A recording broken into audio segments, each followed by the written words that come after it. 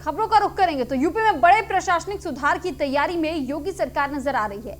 विभागों की संख्या 95 से घटाकर 54 करने पर विचार किया जा रहा है। तो 95 विभागों का पुनर्गठन कर उन्हें 54 विभागों में समायोजित करने की सिफारिश की जा रही है। तो 95 विभागों का पुनर्गठन होना है और ऐसे में 54 विभागों में समायोजित करने की सिफारिश की गई।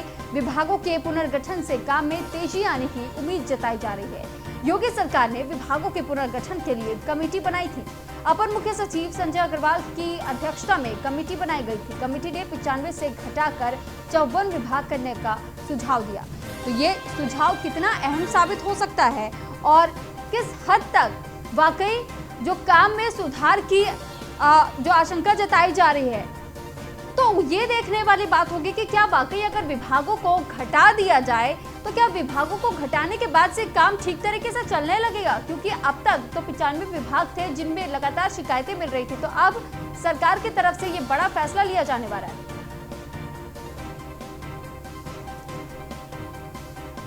तो इस पर अधिक जानकारी के लिए पुनीत मोहन हमारे संवाददाता हमारे साथ सीधे जुड़ चुके हैं। पुनीत, आपसे जानकारी चाहेंगे कि जो एक कमेटी गठन करने की बात की जा रही है, 95 विभागों से घटा करके 54 विभाग करने का सुझाव जो जारी किया गया है, क्या लगता है कि अगर विभागों को घटा दिया जाएगा तो इसके बाद से ठीक तरीके से सरकारी काम जो हर बार रुक जाते थे, थम जाते थे, कहीं ना कहीं वो जो एक रुकावट बीच में आती थी वो अब ठीक हो जाएगा? देखिए सुरभि, योगी सरकार प्रशासनिक सुधार में एक बड़ा कदम उठाने जा रही है और 95 विभागों को घटा करके अब 54 विभागों पे लाना है। हालांकि सहमति पहले 57 विभागों पर बन रही थी, लेकिन विचार विमर्श करने के बाद 54 विभाग तय किए गए। सरकार का ऐसा मानना है कि कुछ ऐसे विभाग हैं जिनके कार्य करने की प्रकृति एक है, लेकिन वो अलग अलग खंडों में बटे हुए हैं। जैसे अल्पसंख्यक कल्याण निगम, अल्पसंख्यक कल्याण विभाग, ये समाज कल्याण की ही तरह की काम करते हैं। इनमें लेकिन तमाम तरीके के अलग विभाग हैं, जैसे अल्पसंख्यक है और अन्य विभाग है, और एकीकरण अगर इनका होगा तो ये समाज कल्याण में पूरी तरीके से निहित हो जाएंगे और एकीकरण विभाग समाज कल्याण हो जाएगा। सीधे तौर पर इससे जो समस्याएं आती हैं, किसी भी विभाग से कोई भी काम कराना होता है तो सीधे तौर पर एक समस्या देखने को मिलती है कि ये काम उस विभाग का है और ये काम इस विभाग का है। अब जब विभाग एक होगा तो सरकार का मानना है कि इससे कामों में तेजी आएगी और जो जनता की समस्याएं हैं उनका भी ज्यादा से ज्यादा निस्तारण होगा। जी, लेकिन यहाँ पर पुनीत, अगर ये देखा जाए कि लगातार जिस तरीके से पुनर्गठन कहा जा रहा है और जो 95 विभाग पहले थे, पहले भी तो शिकायतें आती थी, तो क्या इन विभागों को अगर घटा दिया जाएगा तो क्या ये शिकायतें भी कम हो जाएंगी, शिकायतें यानी बंद हो जाएंगी? देखिए सरकार इसके पीछे एक दलील और दे रही है, क्योंकि कई ऐसे विभाग हैं जहां पर काम तो नहीं है लेकिन कर्मचारियों की संख्या जरूरत से ज्यादा है। ऐसे में अगर सरकार उनको हटाती है तो कहीं ना कहीं कर्मचारियों के विरोध का सामना करना पड़ेगा। 50 साल तक के जो अनिवार्य रिटायरमेंट किया गया था उसको लेकर के पहले से ही कर्मचारी संगठनों में रोष व्याप्त है। अब ऐसे लोगों को एडजस्ट किया जाएगा, यानी कि जो विभागों का एकीकरण होगा इनको कहीं ना कहीं एडजस्ट किया जाएगा। और सीधे तौर पर सरकार दूसरी दलील ये दे रही है कि इससे विभागों के जो काम है उसमें तेजी आएगी। जैसे पंचायती राज विभाग को ग्राम विकास विभाग में मिलाने की पूरी तैयारी है, क्योंकि ग्राम विकास विभाग और पंचायती राज विभाग का जो काम है उसका प्रकृति और स्वरूप एक ही है। सरकार का ऐसा मानना है कि अगर इस विभाग को एक आयोग की तरीके बड़ा बना दिया जाएगा तो कहीं ना कहीं जो काम है, जो गांवों का विकास है, वो और ज्यादा से ज्यादा हो सकेगा। ऐसे ही तमाम ऐसे विभाग है, चाहे वो SC ST एक्ट के विभाग हो या अन्य विभाग हो, उनको उसी विभाग के अंतर्गत ले जाना है जो उनका प्रमुख विभाग है। जी, तो पुनीत, फिर अधिकारियों की संख्या पे भी क्या विचार विमर्श किया जाएगा? क्या उनमें भी कहीं ना कहीं छटनी होगी या कुछ और नए लोगों को शामिल किया जाएगा? देखिए सीधे तौर पर जिस तरीके से इस कमेटी ने सिफारिश करी है, अब विचार विमर्श किया जा रहा है। कई जो सीनियर IAS है उनसे उनसे राय ली जा रही है कि आखिर जो कर्मचारी रहेंगे उनको कहाँ एडजस्ट किया जाएगा और किस तरीके से एक अधिकारी नियुक्त किया जाएगा। इन सब चीजों पे विचार विमर्श चल रहा है, लेकिन एक बात साफ है कि सरकार का कहना है कि कामों में तेजी आए, विभाग कामों को लटकाए ना, पहले एक विभाग से दूसरे विभाग ना घूमे। इसके लिए कहीं ना कहीं अब विभागों की संख्या कम करनी होगी और लगभग 41 विभाग समाप्त करने होंगे। सरकार प्रयास कर रही है। अब देखने वाली बात यह होगी कि अगर विभाग कम भी कर दिए जाते हैं तो क्या जो लोगों की समस्याएं हैं या लोगों के जो आवेदन है उनमें लोगों को त्वरित निर्णय मिलता है, त्वरित निस्तारण उसका होता है। क्योंकि जिस तरीके से विभागों की संख्या कम करने, काम तेजी लाने की बात कही जा रही है, देखने वाली बात होगी कि कामों में तेजी आती है या नहीं आती है। जी, जी, हर बार दावे तो ऐसे किए जाते हैं, तो क्या जिस तरीके से अभी आपने बताया कि समिति का गठन होना है, उनके तरफ से प्रस्ताव भी जारी किया जा रहा है, सुझाव तमाम अधिकारियों की तरफ से दिए जा रहे हैं, लेकिन क्या अगर इन विभागों को मान लीजिए घटा भी दिया जाता है, लेकिन धरातल पर वाकई इसका कितना असर होगा, कितना नहीं, इस पर भी क्या ध्यान देने के लिए अधिकारियों को किसी तरीके के निर्देश जारी किए जाएंगे? देखिए, सीधे तौर पर अगर हम सरकार की मंशा देखें तो सरकार की मंशा साफ है कि अगर विभागों का एकीकरण होगा और विभागों की संख्या कम होगी तो कहीं ना कहीं कामों में तेजी आएगी। उदाहरण के रूप में अगर हम देखते हैं कि अल्पसंख्यक विभाग में ही एक ही विभाग के अंदर 4 विभाग बने हुए हैं, ऐसे में जिन लोगों को वजीफा मिलना होता है या जिन लोगों को अन्य काम होते हैं अल्पसंख्यक विभाग में, फाइलें एक विभाग से दूसरे विभाग चलती रहती हैं, क्योंकि एक विभाग से पास करा करके फाइल दूसरे विभाग आती है। ऐसे में अगर इनका एकीकरण होता है और समाज कल्याण पूर्ण रूप से इस एकीकरण विभाग का एक विभाग होगा तो समाज कल्याण विभाग के जो प्रमुख सचिव होंगे और जो मुख्य अधिकारी होंगे, अब फाइलें उनके पास जाएंगे और त्वरित निर्णय होगा। लेकिन कहने की बातें अलग होती हैं और करने की बातें अलग होती हैं। सरकार की मंशा तो साफ है, लेकिन इस मंशा पर उत्तर प्रदेश सरकार के जो अधिकारी हैं वो कितने खरे उतरते हैं, ये देखने वाली बात होगी। जी, तेजी लाने की बात की जा रही है पुनीत, तो क्या लगता है कि क्या ये जो 54 विभागों की बात की जा रही है, तो इसमें किस तरीके की निगरानी बरती जाएगी, और अगर इसके बावजूद शिकायतें आती हैं, लापरवाही अधिकारियों की तरफ से बरती जाती है, तो उन पर किस तरीके की कार्रवाई की जाएगी?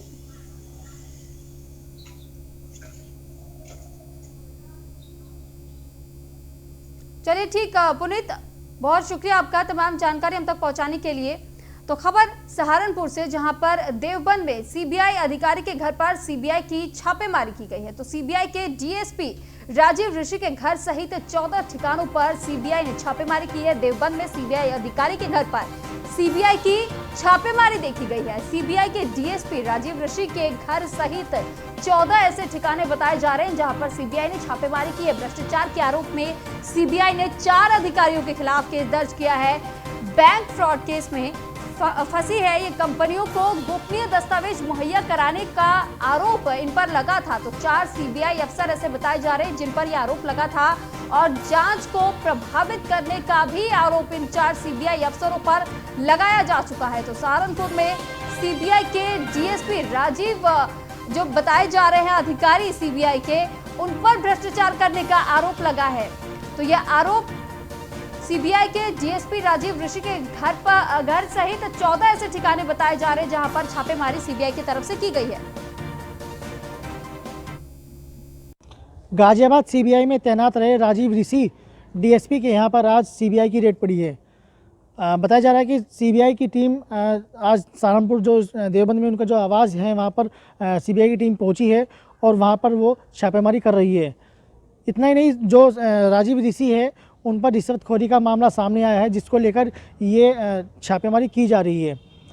आज 4 गाड़ियों में करीब 1 दर्जन लोग जो सीबीआई की टीम है वो यहाँ पर पहुँची है, और जो देवबंद में उनका आवास है पंजाबी कॉलोनी में, वहाँ पर ये छापेमारी की जा रही है। जो सीबीआई के लोग हैं वो उनसे पूछताछ कर रहे हैं, साथ ही जो उनके परिजन हैं उनसे भी पूछताछ की जा रही है। अभी हाल ही में राजीव ऋषि को गाजियाबाद में जो तैनात है उनको सस्पेंड किया गया है, और रिश्वतखोरी के चलते ये कार्रवाई उन पर हुई है। सहारनपुर से विनीत शर्मा, न्यूज़ 1 इंडिया। तो इस पर अधिक जानकारी के लिए हमारे संवाददाता हमारे साथ सीधे जुड़ चुके हैं। दिलीप, आपसे जानकारी चाहेंगे कि जिस तरीके का ये मामला बताया जा रहा है कि सीबीआई के एक अधिकारी, उन पर ही भ्रष्टाचार का आरोप लग रहा है, तो आखिर जनता भरोसा करे तो किस पर करे? क्योंकि सीबीआई की छापेमारी तो एक और चल रही है, पर सवाल यह भी बनता है कि सीबीआई पर लोगों का इतना भरोसा होता है, और सीबीआई के अधिकारी पर जब इस तरीके की छापेमारी हो जाए उनके घर पर, तो क्या जनता भरोसा कर पाएगी फिर?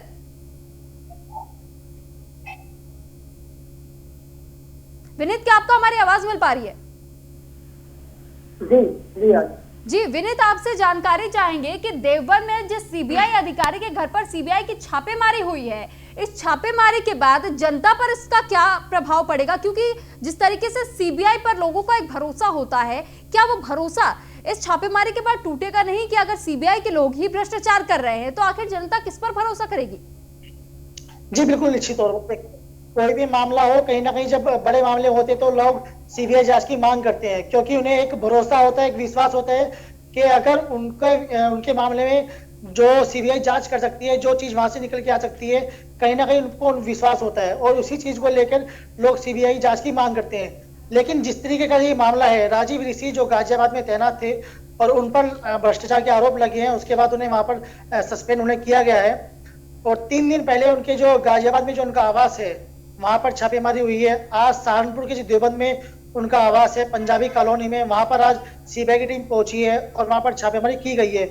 तो कहीं ना कहीं जो सीबीआई को लेकर जो लोगों में विश्वास है, वो कहीं ना कहीं लोगों के मन से जरूर इस चीज को लेकर वो होगा कि अगर सीबीआई के अधिकारी इस तरह की हरकतें करेंगे, उनके खिलाफ जांचें होंगी, वो भ्रष्टाचार में लिप्त पाए जाएंगे। वैसे विनीत बताया ये भी जा रहा है कि सीबीआई के जो डीएसपी है राजीव ऋषि, जिनके घर सहित 14 ऐसे ठिकाने हैं जहां पर सीबीआई ने छापेमारी की है, इससे पहले भी एक बार और भ्रष्टाचार के आरोप राजीव ऋषि पर लग चुके हैं। बिल्कुल, देखिए राजीव ऋषि पर भ्रष्टाचार के आरोप लगे थे, उसके बाद उन्हें सस्पेंड किया गया है और कहीं ना कहीं वो इसमें लिप्त पाए गए हैं। इसी चीज को लेकर लगातार जो उनके 14 ठिकाने हैं वहां पर कार्रवाई, छापेमारी की जा रही है सीबीआई की ओर से। और गाजियाबाद के बाद आज सहारनपुर टीम पहुंची है, करीब 1 दर्जन लोग सीबीआई के यहाँ पर पहुंचे हैं और जो उनके परिवार के लोग हैं उनसे पूछताछ की गई है। और वहां पर जो दस्तावेज है, वहां पर कहीं ना कहीं जो दस्तावेज है उनको वहां पर खंगालने की कोशिश की गई है। हालांकि सीबीआई की टीम यहाँ पर पहुंची है, लेकिन जो सहारनपुर पुलिस है उसको उस चीज की कोई जानकारी यहाँ पर नहीं दी गई है पुलिस को, ना पुलिस को यहाँ पर साथ लिया गया है। सीबीआई की टीम वहां से गाजियाबाद से यहाँ पर गाजियाबाद के बाद यहाँ पर पहुंची है और खुद ही जो सीबीआई की टीम थी उनके साथ पुलिसकर्मी भी वहीं से आए थे और यहाँ पर करीब 3 से 4 घंटे की यहाँ पर छापेमारी हुई है। उसके बाद फिलहाल यहाँ से टीम निकल चुकी है। जी चलिए ठीक, बहुत शुक्रिया विनीत आपका तमाम जानकारी हम तक पहुंचाने के लिए। तो अब किसानों को उद्योगपति बनने के गुर सिखाएंगे योगी सरकार। किसानों की आय दोगुनी करने की दिशा में महत्वपूर्ण कदम माना जा रहा है। किसानों को आत्मनिर्भर बनाने के लिए एफपीओ नियमावली जारी कर दी गई है।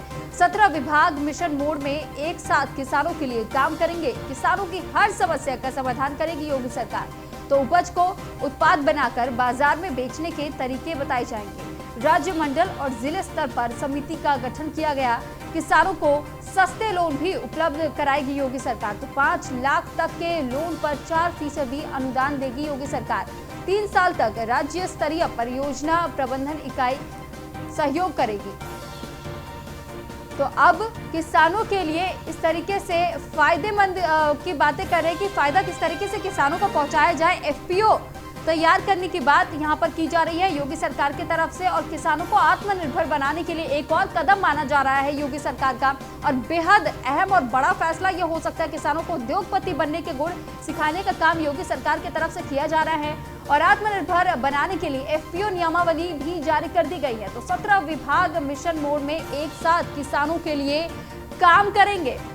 किसानों की हर समस्या का समाधान करेगी योगी सरकार।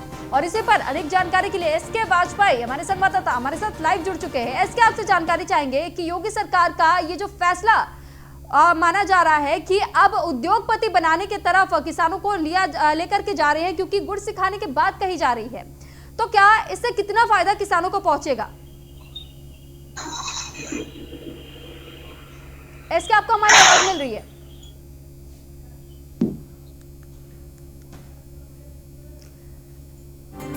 तो 17 विभाग ऐसे हैं जिनमें एफपीओ की मदद से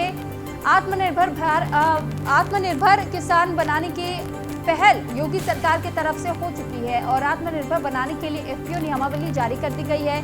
तो इसमें कृषि विभाग, उद्यान एवं खाद्य प्रसारण और पशुधन विभाग, ग्राम्य विकास विभाग, राज्य औषधि उत्पादक बोर्ड और मत्स्य पालन विभाग, दुग्ध विकास विभाग, जल संसाधन विभाग, ये तमाम ऐसे विभाग है। ये वो 17 विभागों की हम बात कर रहे हैं जिन पर 17 विभाग एफपीओ की मदद करेंगे। तो किसानों की आय दुगनी करने की दिशा में ये महत्वपूर्ण कदम माना जा रहा है योगी सरकार का। किसानों को आत्मनिर्भर बनाने के लिए एफपीओ नियमावली जारी कर दी गई है। और एक बार फिर हमारे संवाददाता एसके वाजपेयी हमारे साथ सीधे लाइव जुड़े हैं। तो एसके, आपसे जानकारी चाहेंगे कि ये 17 विभाग जो बताए जा रहे हैं और ये कहा जा रहा है कि योगी सरकार किसानों को आत्मनिर्भर बनाने के लिए एक और अहम कदम उठा रही है, तो कितना अहम माना जा सकता है इस कदम को और क्या कुछ बदलाव इसके बाद से किसानों के जीवन में आएगा? बिल्कुल, निश्चित तौर पर हम देखें जिस तरीके से दिल्ली और आसपास के इलाकों में किसानों का प्रदर्शन जिस बात को लेकर चल रहा है, उसमें यही सीधे तौर पर कहा जा रहा है कि जो किसानों की फसल होती है उसका एमएसपी उन्हें नहीं मिलता है और कहीं ना कहीं उसका फायदा किसानों से ज्यादा उद्योगपतियों को मिलता है, जो उनकी फसल को खरीदते हैं, बाद में औने पौने दाम में उसको बेचते हैं। तो कहीं ना कहीं इन सारी चीजों को लेकर किसान अपनी मांग पर अड़े हुए हैं। उस चीजों को ध्यान में रखते हुए यूपी सरकार ने कहीं ना कहीं ये बड़ा निर्णय लिया है। सीएम योगी के निर्देश के बाद किसानों के पीओस को लेकर नियमावली कल जारी कर दी गई। ये नियमावली सीधे तौर पर किसानों को फायदा पहुंचाने वाली है। उन किसानों को जो सीधे खेती से जुड़े हुए हैं, इन एफपीओस में सीधे तौर पर जो फार्मर प्रोड्यूसर ऑर्गेनाइजेशन होगा, ये एक छोटे छोटे एफपीओस होंगे जो जिले में जिले स्तर पर, तहसील स्तर पर और ग्राम स्तर पर बनाए जाएंगे, जिनको जो समिति होंगी, उत्तर प्रदेश सरकार ने 3 साल के लिए समितियों का गठन किया है, जिसमें जिले की समिति के अध्यक्ष डीएम होंगे, मंडल पर कमिश्नर होंगे, वहीं राज्य स्तर पर कृषि उत्पादन आयुक्त इस समिति के चेयरमैन होंगे। तो कहीं ना कहीं जो एफपीओस होंगे उनको ये समितियां 3 साल तक मदद करेंगी और इसका उद्देश्य साफ होगा कि किसान जो अपनी फसल पैदा करेंगे वो एफपीओस के माध्यम से उसको बेच सकेंगे। उसमें कई ऐसी फसलें हैं जिनको शामिल किया गया है, जैसे कि वो धान, तेल, दलहन और सब्जी, ये जो फल, ये जो फसलें किसान उगाएंगे वो अपनी फसलों को अपने एफपीओस के माध्यम से ही मार्केट में बेच सकेंगे। मतलब साफ है कि इस पूरे एफपीओस सिस्टम में कहीं भी कोई उद्योगपति नहीं होगा, किसान ही एफपीओस के मालिक होंगे। किसान ही अपनी फसल को खेत से ले जाकर मार्केट में बेचेंगे और उसका जिस क्रम में लाभ होगा उसी क्रम में एफपीओस अपने जो समूह के किसान होंगे उनको डिस्ट्रीब्यूट करेंगे। हम सरल भाषा में ये समझे कि किसानों का एक समूह होगा जो गांव की सभी फसलों को मार्केट ले जाएगा, बेचेगा और उसका जितना फायदा होगा वो इक्वली कंट्रीब्यूट होगा जिस हिसाब से जिसने अपनी फसल दी होगी। तो कहीं ना कहीं योगी सरकार ने किसानों और उद्योगपतियों को लेकर जो समस्या थी, जिसको लेकर लगातार शंका हो रही थी, उसका समाधान इन एफपीओस के माध्यम से कर दिया है, ताकि उत्तर प्रदेश में इस तरीके की कोई समस्या ना हो। किसानों की फसल सीधे उनका रेट उनको मिले, किसान आत्मनिर्भर बढ़े, उसकी आय बढ़े। इसके वैसे कहा तो ये भी जा रहा है कि किसानों की इससे आय भी दुगनी हो जाएगी, तो कितना वक्त लग सकता है किसानों को अपनी आय दुगनी करने में? और जिस तरीके से लोन की भी बात की जा रही है कि 5 लाख तक का लोन किसानों को दिया जाएगा, उसमें 4% अनुदान देगी योगी सरकार, तो ये पूरा मामला क्या है, जरा इसको बताइए। बिल्कुल, जब ये एफपीओस बनेंगे, जब एफपीओस अपनी फसल को खुद पैदा करेंगे और पैदा करने के बाद जब खुद मार्केट में बेचेंगे, तो जहां वो एक तरफ किसान होंगे, वही वो किसान से उद्योगपति के तौर पर अपनी खुद की फसल को बेच सकेंगे।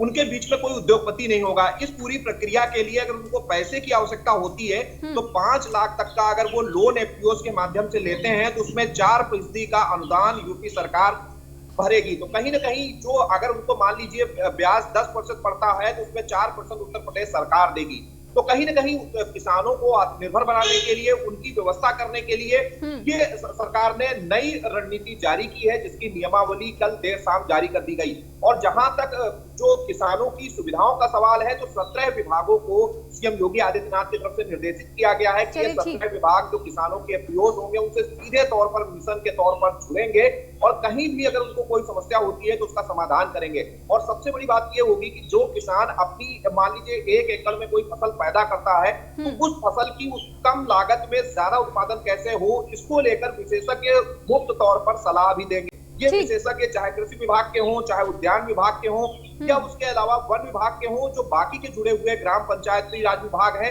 और अन्य जो विभाग है, ये 17 ऐसे विभाग हैं जो किसानों के एफपीओस की मदद करेंगे। तो कहीं ना कहीं योगी सरकार ने एक बड़ा निर्णय किसानों के हित में लिया है कि कैसे किसान चलिए, बहुत शुक्रिया आपका इसके तमाम जानकारी हम तक पहुंचाने के लिए। और यहाँ रुकेंगे, एक छोटी सी कंपनी नोएडा में 600 करोड़ का निवेश करेगी। तो सिंगापुर की ST Telemedia global data centre निवेश करेगी। 600 करोड़ का निवेश करने की तैयारी ये डेटा सेंटर कंपनी करने वाली है। नोएडा में ग्रीनफील्ड डेटा सेंटर कैंपस विकसित करने की तैयारी की जा रही है। इस परियोजना से 1000 लोगों को रोजगार मिलने की संभावना भी जताई जा रही है। तो रोजगार यूपी में इस वक्त अहम जो मुद्दा बना हुआ था, अब वो एक तरीके से ये कहा जा सकता है कि यूपी सरकार लगातार इस पर काम कर रही है और इसी वजह से जो विदेशी कंपनियां बताई जा रही है उनसे भी लगातार संपर्क साधने की कोशिश यूपी सरकार की तरफ से की जा रही है। और इस बार ये खबर हम आपको बता रहे हैं, सिंगापुर की कंपनी है, डेटा सेंटर की कंपनी बताई जा रही है जो कि 600 करोड़ का निवेश करने को तैयार है नोएडा में। तो इससे रोजगार मिलने की संभावना भी लोगों के लिए जताई जा रही है। तो नोएडा में ग्रीनफील्ड डेटा सेंटर कैंपस विकसित करने की तैयारी की जा रही है।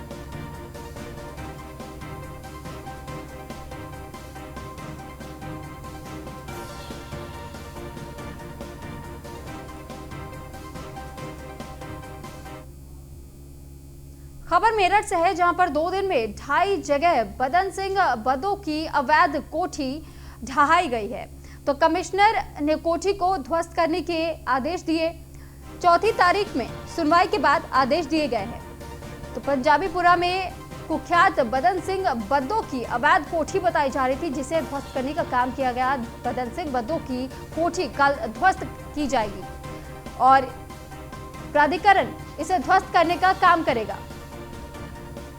2,05,000 रुपए का इनामी कुख्यात बदन सिंह बद्दो बताया जाता है, जिसके ऊपर लाखों की इनाम की घोषणा की गई है। तो कमिश्नर ने कोठी को ध्वस्त करने के आदेश जारी किए हैं और कल ही इस कुख्यात अपराधी के कोठी को ध्वस्त किया जाएगा। 4 तारीख में सुनवाई के बाद यह आदेश जारी किया गया। पंजाबीपुरा में कुख्यात बदन सिंह बद्दो की यह अवैध कोठी बताई जा रही है, जिसे कल ध्वस्त किया जाएगा। कमिश्नर ने खुद इस कोठी को ध्वस्त करने के आदेश दिए। 2 दिन में ढहाई जाएगी बदन सिंह बद्दो की अवैध कोठी। मेरठ की खबर आपको बता रहे हैं, कमिश्नर ने कोठी ध्वस्त करने के आदेश जारी किए हैं। 4 तारीख में सुनवाई के बाद ये आदेश जारी किए गए। पंजाबीपुरा में कुख्यात बदन सिंह बद्दो की अवैध कोठी बताई जा रही है, जिसे ध्वस्त करने का काम कल किया जाएगा। तो बदन सिंह बद्दो की कोठी कल ध्वस्त करेगा प्राधिकरण। और इस पर अधिक जानकारी के लिए के शर्मा हमारे साथ फोन लाइन पर जुड़ चुके हैं। के आपसे जानकारी चाहेंगे कि ये जो पूरा मामला बताया जा रहा है, ये कुख्यात अपराधी बदन सिंह बद्दो, जिसकी कोठी को ढहाने का काम किया जाएगा, तो आखिर कितने मुकदमे इस कुख्यात अपराधी पर दर्ज है और क्या इस अपराधी का अब तक कोई सुराग नहीं मिल पाया है पुलिस को? जी हाँ, पुलिस ने अपना पूरा नेटवर्क खोल रखा है, पूरा नेटवर्क रॉक रखा है, लेकिन अभी तक इस कुख्यात का कोई पता नहीं चल पाया है। कभी पता चलता है वो इंडिया में, कभी वो इंडिया से बाहर है, उम्र कैद उसको हो चुकी है और जिस तरीके से वो यहाँ से गायब हुआ था उसी को लेकर कई पुलिस अधिकारियों पर कार्रवाई भी हुई है। लेकिन सबसे बड़ी बात यह है कि अगर बदन सिंह बद्दो का मकान कल यहाँ पर ध्वस्त होता है तो वो योगी शासन की बड़ी कार्रवाई होगी पश्चिमी उत्तर प्रदेश में बदन सिंह बद्दो जैसे कुख्यात के लिए, क्योंकि उसके ऊपर मर्डर, लूट, एक्सटॉर्शन कई मुकदमे चल रहे हैं और इन कई मुकदमों में उसने बहुत सारे लोगों को हॉस्टाइल भी किया है, जिसकी वजह से लोग उसके खिलाफ गवाही नहीं देते हैं। लेकिन प्रशासन का जो ये सख्त स्टेप है, योगी सरकार ने जो ये सख्त स्टेप उठाया, उसी को लेकर अब थोड़ी सी उम्मीद छुपी है और इस उम्मीद के चलते चलते बदन सिंह बद्दो के मकान को ध्वस्त करने की सारी कार्रवाई। जी ठीक, बहुत बहुत शुक्रिया के आपका तमाम जानकारी हम तक पहुंचाने के लिए। तो फिलहाल इस बुलेटिन में इतना ही। आप बने रहिए न्यूज़ 1 इंडिया के साथ। नमस्कार।